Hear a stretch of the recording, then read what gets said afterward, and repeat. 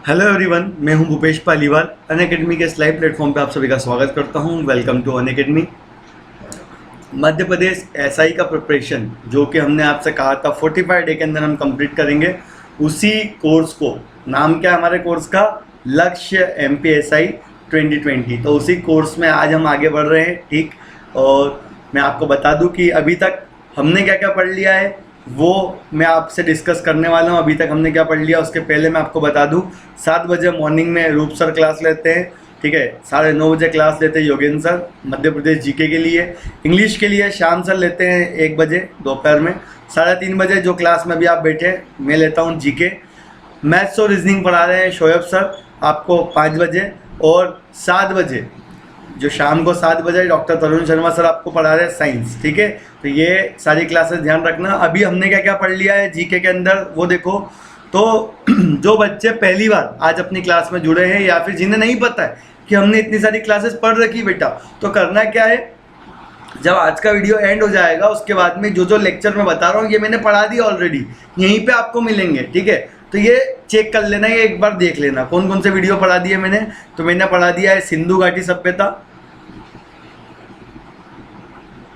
ठीक है, इनके डिस्क्रिप्शन में लिंक मिल जाएंगे, और डिस्क्रिप्शन में लिंक ना मिले तो दूसरा वे मैं आपको बता दूंगा। ठीक है, वे नंबर 2 में भी आपको बता दूंगा। पहला वे देख लो कौन कौन से वीडियो मैंने पढ़ा दिए। सिंधु घाटी सभ्यता पढ़ा दिया है मैंने वैदिक सभ्यता पढ़ा दिया है। इसके बाद में जैन, बौद्ध, अन्य राजा, जनपद और मौर्य। इतना हो गया बेटा, 1 2 3 4 5 6 7 लेक्चर आपके हो गए कंप्लीट। आज है आपका डे 8, 8वें नंबर का लेक्चर है, और ये है गुप्त काल।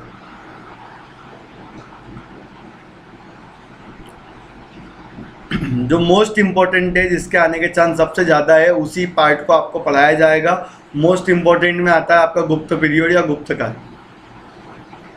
मौर्य के बाद में हम पढ़ेंगे गुप्त काल। चलो ध्यान दीजिएगा।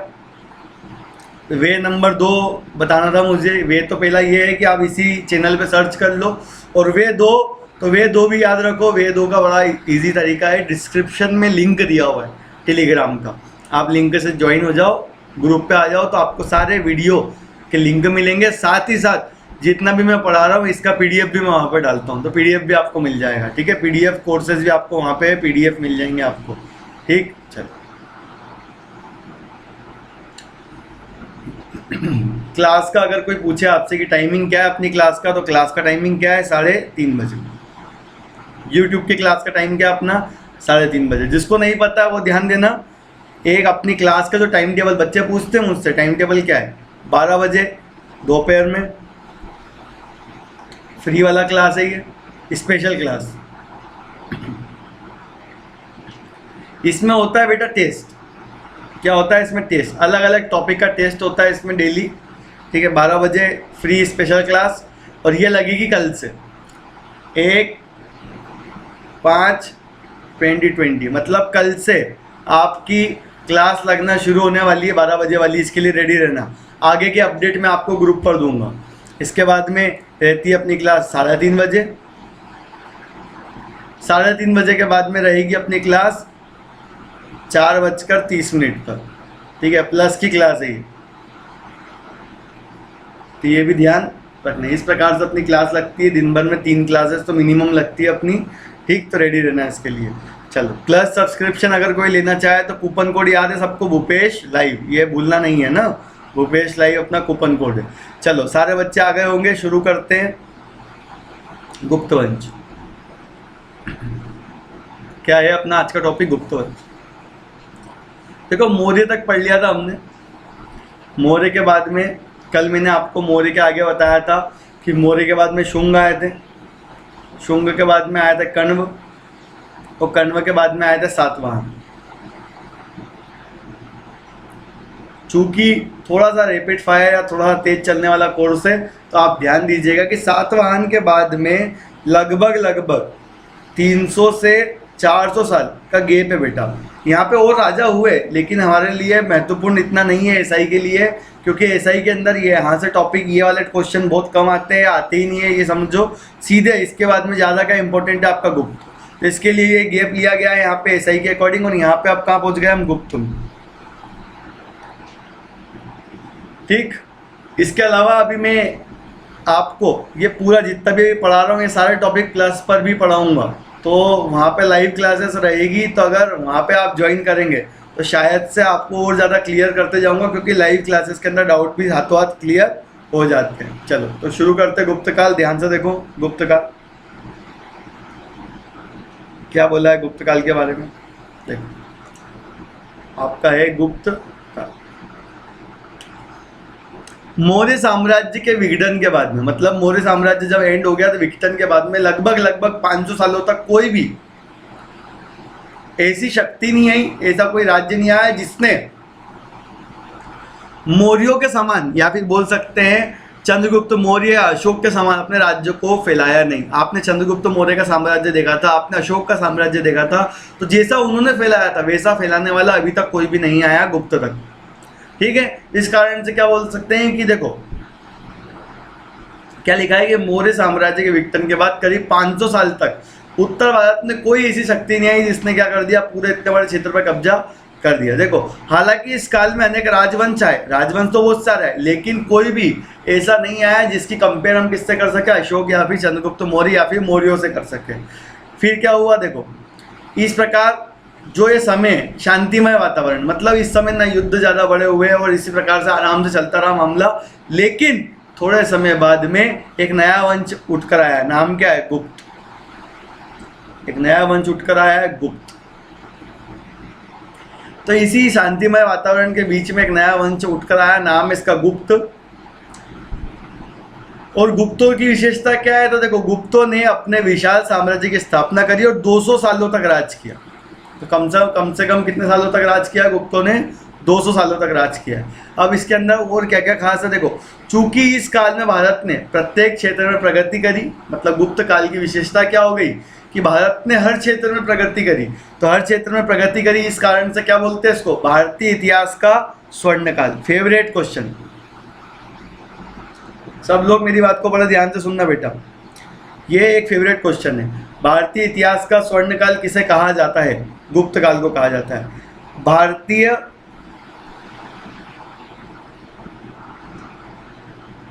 स्थापत्य कला या फिर आर्किटेक्चर का स्वर्ण काल किसे कहा जाता है, आर्किटेक्चर का गोल्डन ईयर, गोल्डन पीरियड, या फिर स्थापत्य कला का स्वर्ण काल किसे कहा जाता है। अगर किसी को पता है तो जरूर बताओ। 10 से 15 सेकंड बाद मैं आंसर दूंगा आपको। भारतीय स्थापत्य कला का स्वर्ण काल,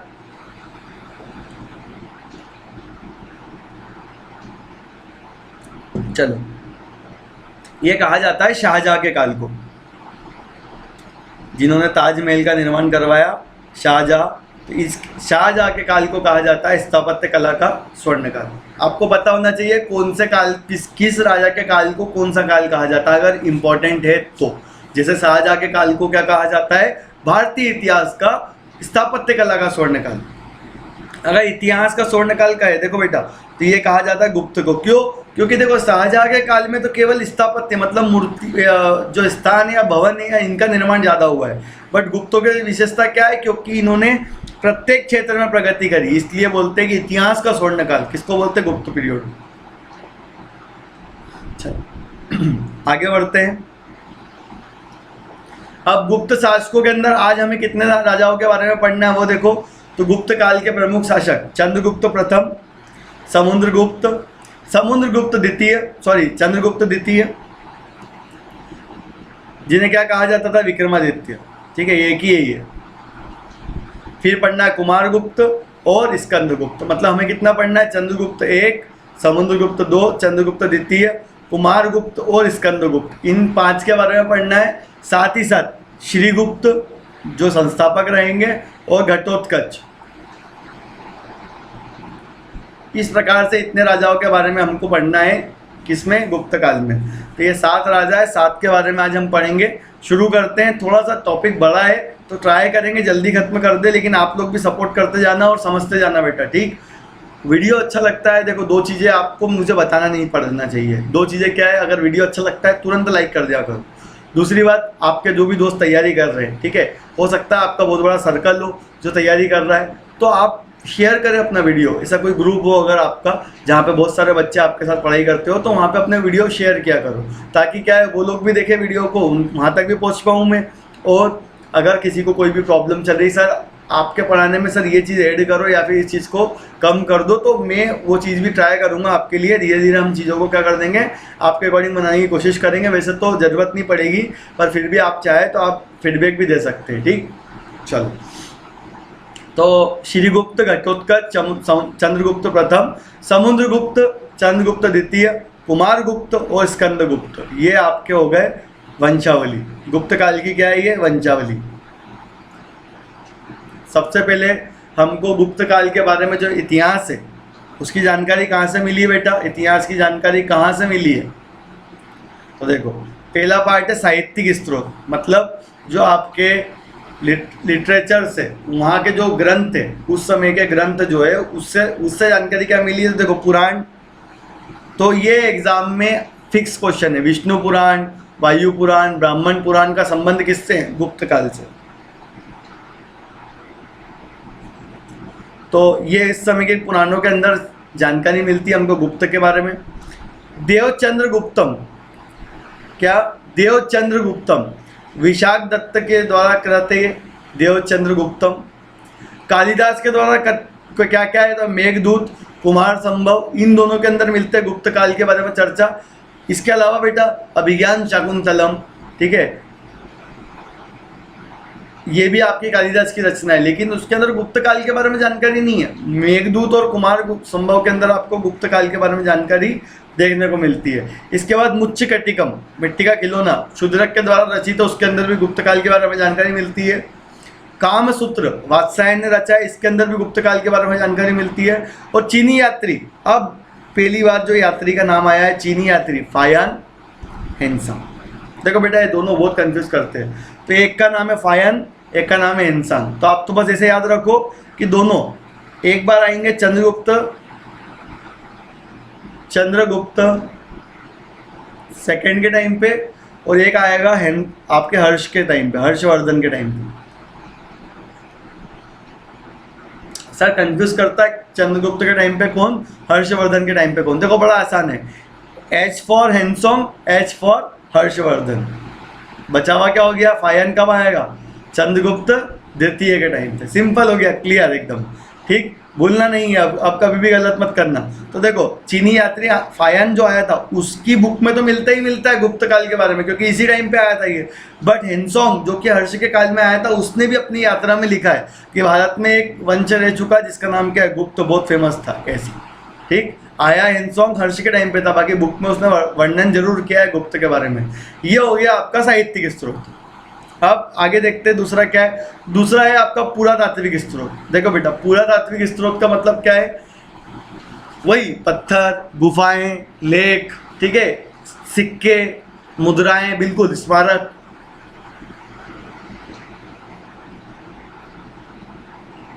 जब कहीं से भी हमको जानकारी मिलेगी किसी और युग की या किसी और काल की, किसी और राजा के बारे में, तो वो हमारे लिए क्या हो जाएगा? पुरातात्विक स्रोत।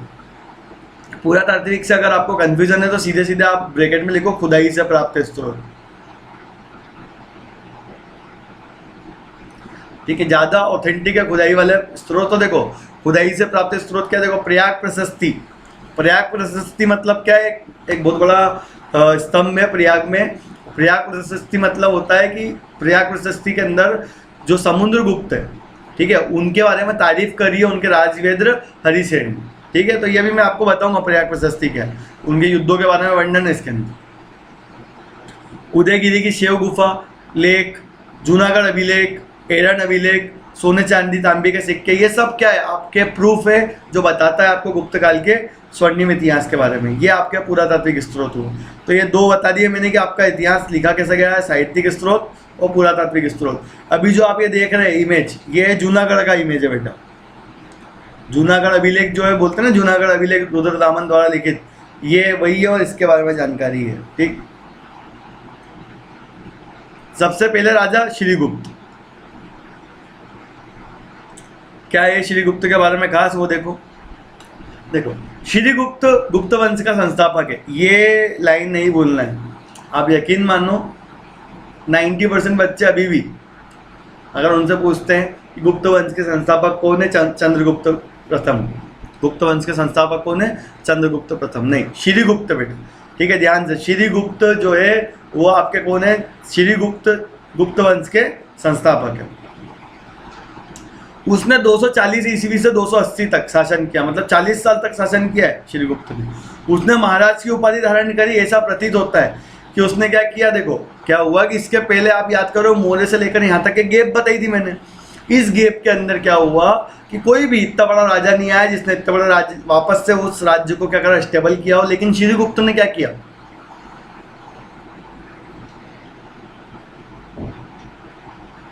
मगध के आसपास का जो क्षेत्र था वहां पर कबीले टाइप जो एरिया था, वहां का क्षेत्र में एक गुप्त वंश से एक व्यक्ति निकला जिसका नाम है श्रीगुप्त। उसने फिर से सेना को इकट्ठा करा और धीरे धीरे क्या कर दिया, छोटा सा क्षेत्र में राज करने लगा।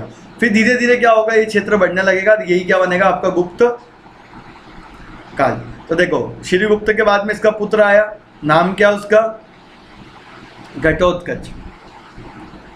सबसे पहली बात, ये घटोत्कच भीम वाला घटोत्कच नहीं है, ठीक है, तो भूल जाओ, वो घटोत्कच अलग रहेगा, ये घटोत्कच अलग है। श्रीगुप्त का लड़का है घटोत्कच, 280 से 320 के बीच में रहा घटोत्कच, ध्यान दो।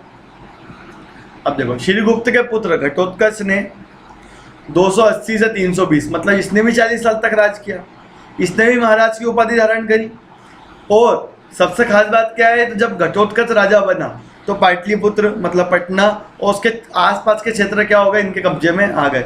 कुल मिला के ये कहाँ पे फिर से कहाँ पे बनना शुरू हुई है, तो मगध वाले क्षेत्र में क्या है, डेवलपमेंट होना शुरू हुआ है फिर से गुप्त साम्राज्य का। दो राजा बताए मैंने आपको, श्रीगुप्त, श्रीगुप्त के बाद में उनका पुत्र कौन है, घटोत्कच। अब घटोत्कच के बाद में थोड़े समय बाद में एक नए राजा आएंगे, नाम क्या है, चंद्रगुप्त प्रथम। तो देखो बेटा, जो मौर्य वाले थे ना संस्थापक, उनका नाम है चंद्रगुप्त मौर्य, मौर्य ऐड करेंगे यहाँ पे, चंद्रगुप्त प्रथम बात कर रहा हूँ, ठीक है, मौर्य ऐड नहीं करा है। ये गुप्त वंश के राजा है, ये प्रथम, चंद्रगुप्त प्रथम या फर्स्ट बोल सकते हैं। तो देखो क्या है चंद्रगुप्त फर्स्ट की खास, देखो चंद्रगुप्त प्रथम 320 से 335, मतलब 15 साल शासन किया है चंद्रगुप्त ने। चंद्रगुप्त प्रथम इस वंश के प्रमुख शासक थे। इसने मगध, कौशल, कौशंबी को जीता, अपने राज्य में मिला लिया। इसके पूर्व जो राजा थे उन्होंने महाराज की उपाधि धारण की थी, इसने महाराज अधिराज की उपाधि धारण करी। लिच्छवी के राजा के जो राजकुमारी थी, नाम था उनका कुमारी देवी, तो देवी के साथ में शादी करी इन्होंने, ये भी याद रखो। समुद्रगुप्त को गुप्त संवत का संस्थापक माना जाता है, मतलब जो चंद्रगुप्त है, चंद्रगुप्त प्रथम, क्या खास बात है, इनके द्वारा गुप्त संवत चलाया गया।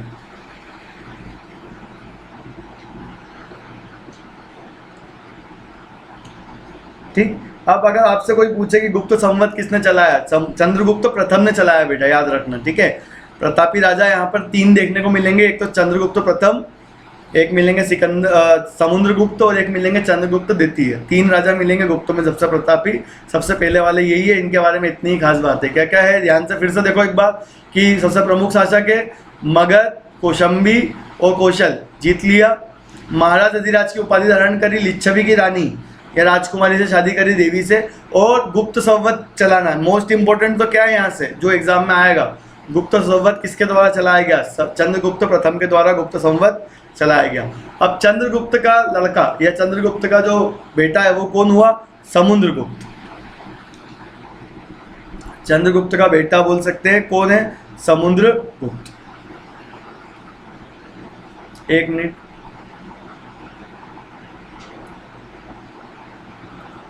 देखो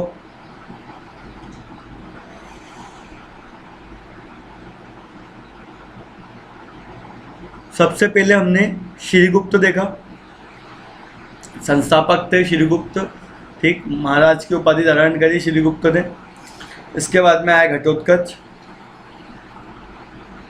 लेकिन वास्तविक संस्थापक है समुद्र चंद्रगुप्त प्रथम, ठीक है, वास्तविक संस्थापक बोलते हैं इनको। इन्होंने मगध तो जीता ही जीता, मगध के अलावा कौशल, कौशंबी जीत लिया, लिच्छवी की रानी से शादी कर ली, और सबसे मेन क्या है, गुप्त संवत चला है। अब इनके बेटे कौन है, समुद्रगुप्त। लाइन वाइज लाइन चलेंगे हम, ठीक है, इसी चार्ट को फॉलो करते हुए लाइन वाइज लाइन चलने वाले हम। देखो समुद्रगुप्त के बारे में खास क्या है बेटा, ध्यान से देखो, तो 335 से लेकर 375 तक, मतलब कितने साल हो गए, आप देखें तो 40 साल लगभग शासन किया है इन्होंने, ठीक, तो 30 साल 40 साल शासन किया है, ठीक है, 40 साल लगभग शासन किया है आपके समुद्रगुप्त ने। चंद्रगुप्त का उत्तराधिकारी था ये, उसका पुत्र समुद्रगुप्त, जो बाद में क्या बना, राजा बना। इसे क्या कहा जाता है, मोस्ट इंपॉर्टेंट, जो आपके एग्जाम में आएगा, ठीक है, अभी बता रहा हूँ मैं, आएगा मतलब आएगा, भारत का नेपोलियन। किसे कहा जाता है भारत का नेपोलियन, समुद्रगुप्त को कहा जाता है, ठीक। देखो उसमें महान सैनिक प्रतिभा थी, मतलब एक अच्छे लड़ाकू की विशेषता थी, इस कारण से उसको क्या कहा जाता है, भारत का नेपोलियन कहा जाता है। लेकिन समुद्रगुप्त के बारे में खास बात क्या है कि नेपोलियन की तरह कभी हारा नहीं, नेपोलियन तो फिर भी हार गया, लेकिन समुद्रगुप्त कभी भी नहीं हारा, ये खास बात है। वह विद्वान, काव्य कला मतलब कवि भी था, और संगीत का प्रेमी था। ये हमें पता चलता है कैसे, इलाहाबाद स्तंभ, जिसको क्या बोलते हैं, प्रयाग प्रशस्ति,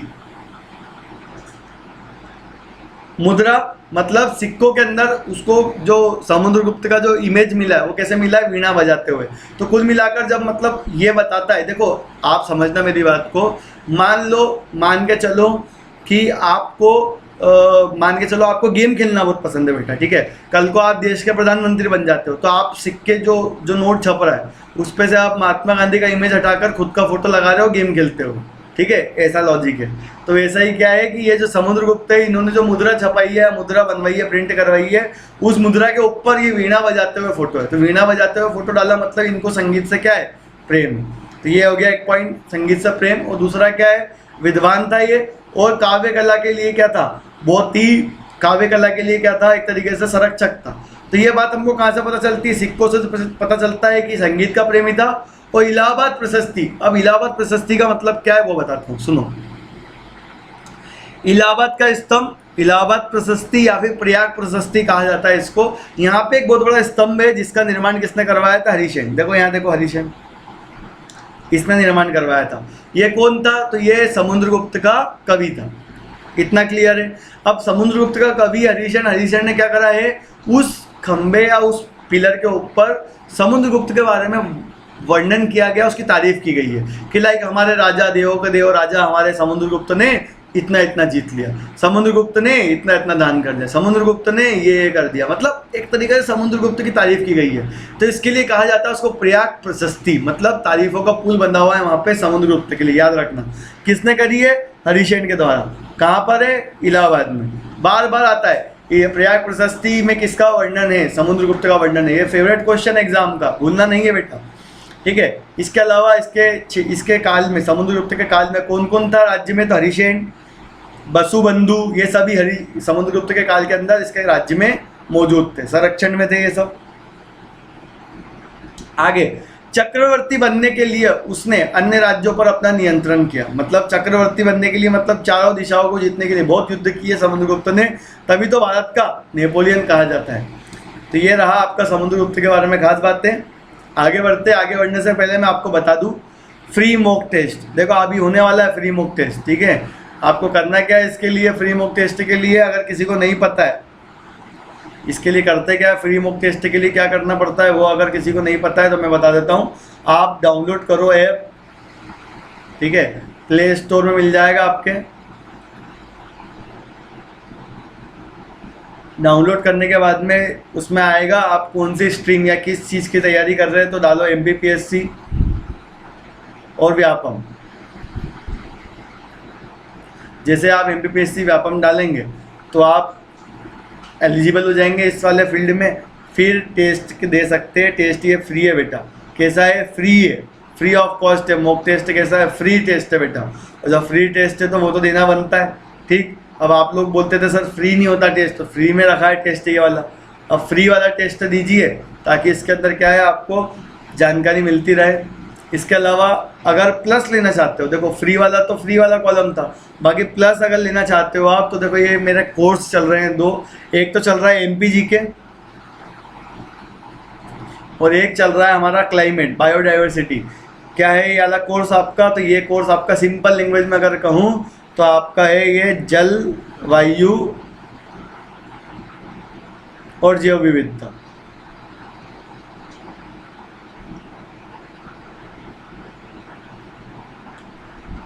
ठीक, तो ये भी ध्यान रखो।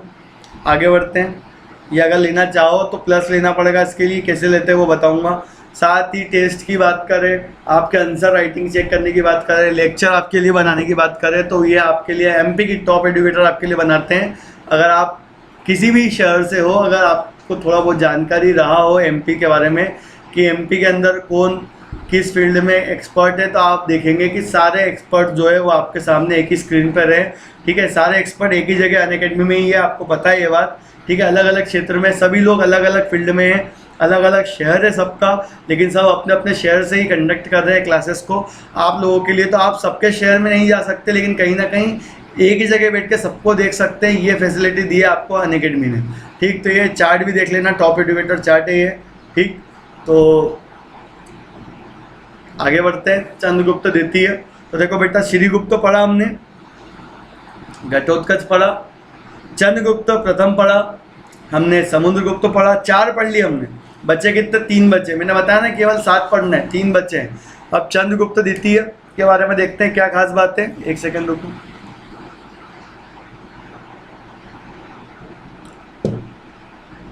देखो चंद्रगुप्त द्वितीय के बारे में खास क्या है, चंद्रगुप्त द्वितीय या चंद्रगुप्त सेकंड। अब सिंपल लैंग्वेज में जितनी बार आपने बचपन से कहानी सुनी होगी ना, विक्रम और बेताल, विक्रम और बेताल, बस ये वही विक्रम है। तो चंद्रगुप्त का उपनाम क्या है, विक्रमादित्य या फिर विक्रम। ठीक है, इनका प्रभाव ज्यादा कहां पे रहा, उज्जैन। बाद में राजधानी शिफ्ट कर लेंगे और पूरा क्षेत्र कहां पे करेंगे डेवलप, उज्जैन वाले क्षेत्र में, अवंती वाले क्षेत्र को डेवलप करेंगे ज्यादा। ठीक, चलो ये तो इनके बारे में खास हो गया।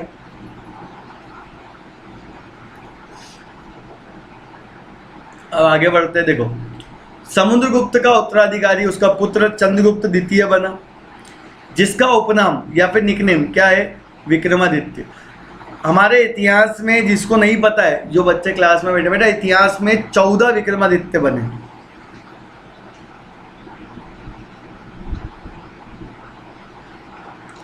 इसकी कहानी भी सुन लो। देखो जब कभी भी कोई राजा या राजा का पुत्र कभी कभी लड़ाई में बहुत ज़्यादा पराक्रमी में होता था, या फिर कोई ऐसा युद्ध लड़ लेता था जिसको जीतना असंभव है, तो उस पुत्र को या उस बेटे को या उस राजा को उपाधि दी जाती थी, किसकी, विक्रमादित्य की। एक तरीके से विक्रमादित्य कभी नाम नहीं हो सकता, ये एक उपाधि है बेटा।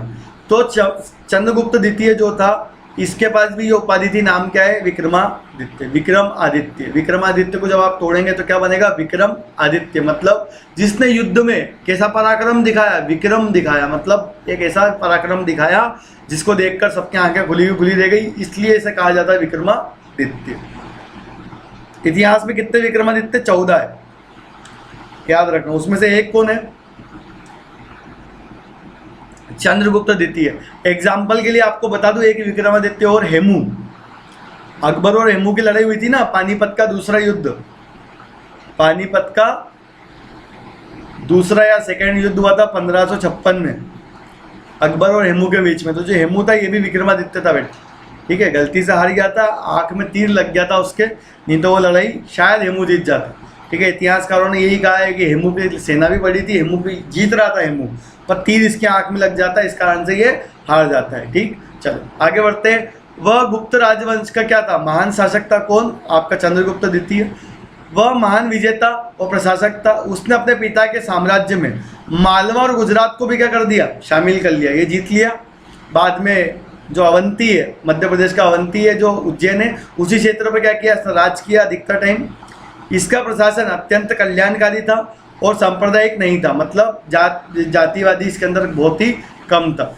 कला और साहित्य का काफ़ी श्रेय दिया जाता है। क्यों दिया जाता है वो देखो, कला और साहित्य में देखो, प्राचीन भारत की श्रेष्ठतम साहित्य प्रतिभा कालिदास इसके काल में थी। इसके अलावा नवरत्न, इसके क्या थे, 9 रत्न थे। तो अगर बात करें विक्रमादित्य के 9 रत्नों की, तो उसमें कौन कौन थे, देखो, आर्यभट्ट, वराहमिहिर, ब्रह्मगुप्त, कालिदास, बेताल भट्ट, ठीक है, ये सब, धन्वंतरी, ये सब इसके अंदर थे। किसमें, इसके 9 रत्नों में शामिल थे। किसके 9 रत्नों में, विक्रमादित्य के 9 रत्नों में या चंद्रगुप्त द्वितीय के 9 रत्नों में।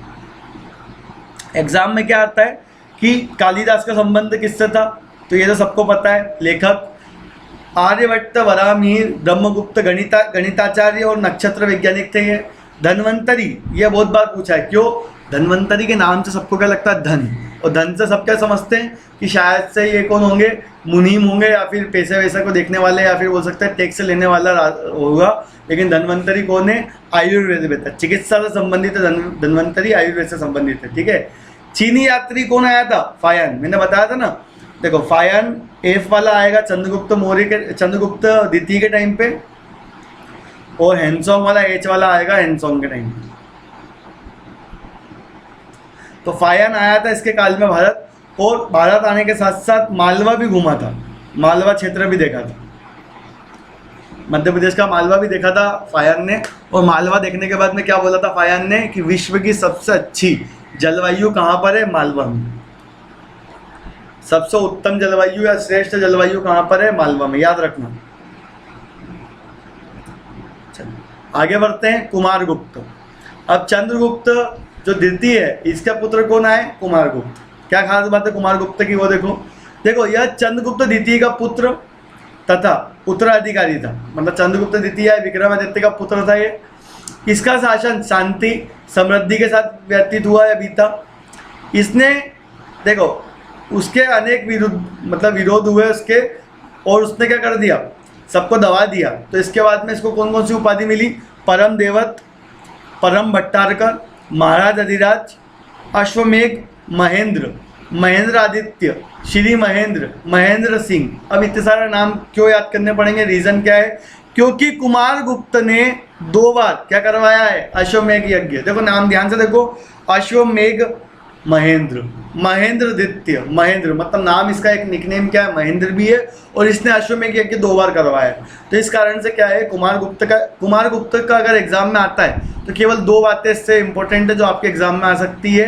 पहला पॉइंट, कुमारगुप्त ने 2 बार अश्वमेघ यज्ञ करवाया, और दूसरा पॉइंट क्या है कि उसने नालंदा, ध्यान से देखो क्या करवाया, नालंदा की स्थापना करवाई। तो देखो बेटा, अब जिसको नहीं पता है उसको तो पता चलना ही चाहिए।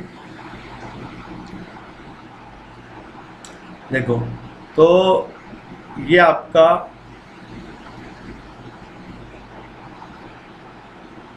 देखो ये अपना भारत हो गया।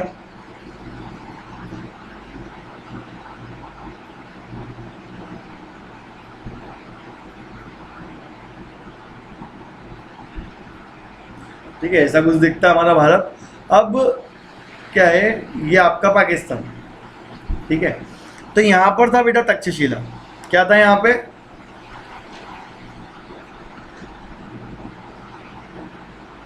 तक्षशिला, ठीक। ये तक्षशिला में ही थे कौन, आपके कौटिल्य, याद रखना, जो मैंने कल पढ़ाया था ना आपको, मौर्य कौटिल्य यहीं पे थे। बाद में कुमारगुप्त ने बिहार के अंदर क्या स्थापना करी, नालंदा।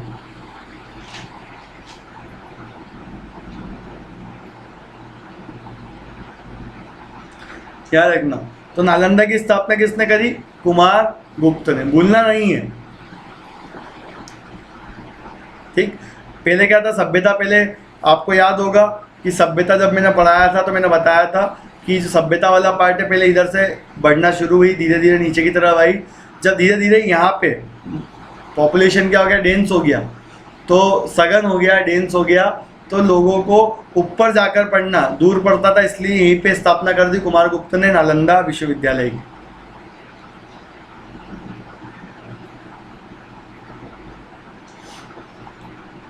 ये कुमारगुप्त के बारे में खास बात है।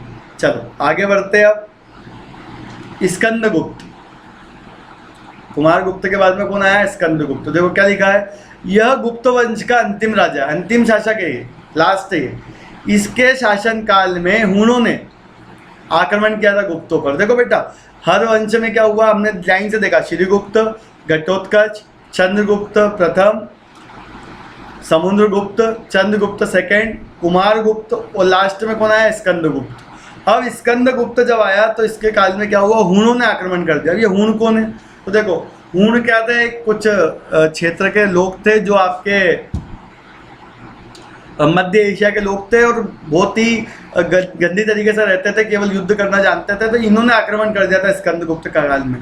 बड़ी मुश्किल से स्कंदगुप्त ने इसको बचाया अपने राज्य को, लेकिन जैसे जैसे स्कंदगुप्त का काल खत्म होने लगा, धीरे धीरे क्या हुआ, हुनों का क्षेत्र बढ़ने लगा। बाद में इन्होंने काफ़ी आक्रमण करके भारत के काफ़ी हिस्से पर कब्जा भी किया। तो देखो यह गुप्त वंश का अंतिम शासक है। इसके शासनकाल में हुन जाति के लोगों ने आक्रमण किया था। स्कंदगुप्त ने हुनों का मुकाबला भी किया और बुद्धिमानी से शासन किया। इसने अपने आप को क्या घोषित कर दिया था, चक्रवर्ती। स्कंदगुप्त ने हुनों के आक्रमण से गुप्त साम्राज्य को बचाया। लेकिन क्या हुआ, लेकिन जब स्कंदगुप्त का काल आखिरी में आया तो धीरे धीरे हुनों का आक्रमण क्या हो गया, बढ़ता गया और क्षेत्र भी इन्होंने अपने कब्जे में ले लिया। ठीक, देखेंगे आगे और क्या चीज़ें हुई है।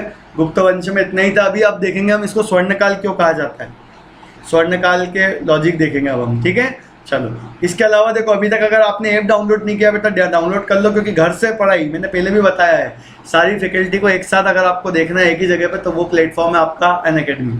ठीक, लाइव डाउट क्लियरिंग सेशन चलता है हमारे ऐप पर, लाइव रहती है क्लासेस, आप तुरंत में जो भी डाउट है वो पूछ सकते हैं। अभी तक आपने अगर डाउनलोड नहीं किया ऐप तो मैं थोड़ा सा निराश रहूँगा आपसे, आप डाउनलोड करिए, बहुत यूजफुल रहेगा आपके लिए।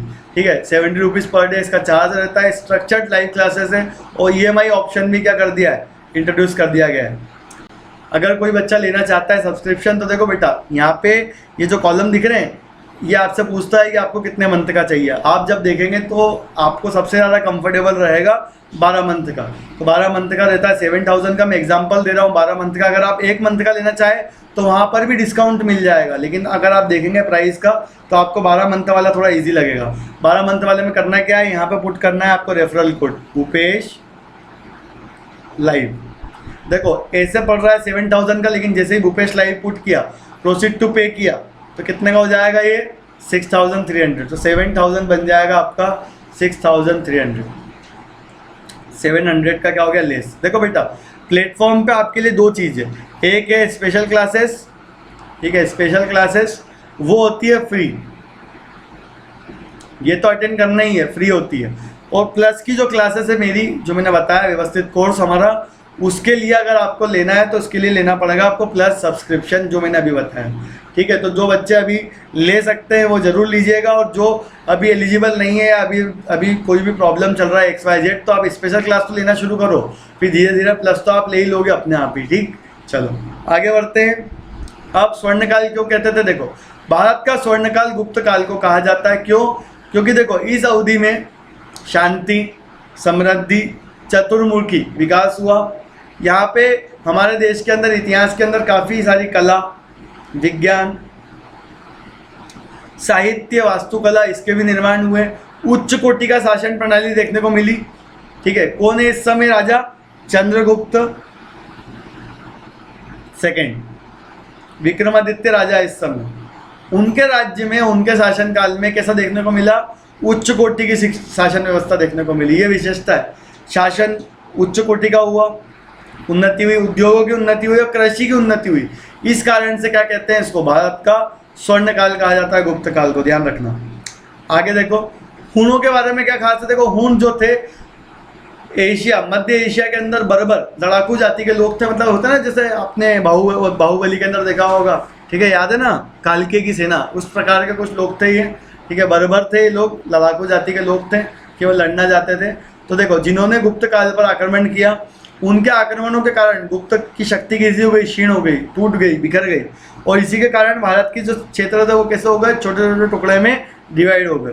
5वीं शताब्दी के अंत तक हुन आक्रमण समाप्त हो गए। बहुत से हुन लोगों ने हिंदू धर्म अपना लिया। मतलब वो लोग कैसे थे, समझना मेरी बात, तो कि वो लोग कैसे थे, बरोबर लड़ाकू जाति के थे, लेकिन जब भारत आए तो उनको यहाँ का माहौल, यहाँ की संस्कृति थोड़ी समझ में आई कि हाँ यार ऐसे रहना चाहिए, इंसान बन के रहना चाहिए हमको।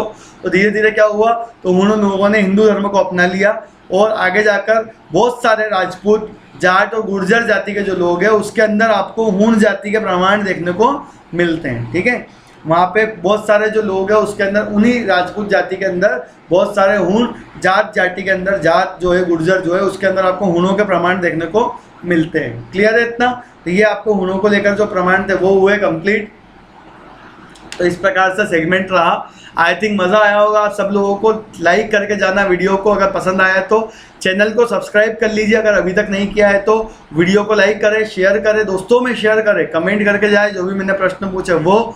और इसी के साथ में आज आपका गुप्त काल खत्म होता है। थोड़ा सा तेज चलेगा सेगमेंट, मैंने आपको पहले भी कहा था, पर प्रिपेयर रहिए इसके लिए। कल 12 बजे भूलना नहीं है, कल 12 बजे अपनी स्पेशल क्लास है ऐप पर, फ्री ऑफ कॉस्ट है स्पेशल क्लास। सर अटेंड कैसे करते हैं स्पेशल क्लास, मैं बताता हूँ कैसे अटेंड करते हैं। लिंक दिया हुआ है टेलीग्राम का डिस्क्रिप्शन में, बस ऐड हो जाइए, लिंक डालूंगा कल में, और लिंक से आप क्या कर सकते हैं, क्लास को अटेंड कर सकते हैं। चलिए तो मिलते हैं फिर अब हम कल। आज के लिए इतना ही। जय हिंद, जय भारत।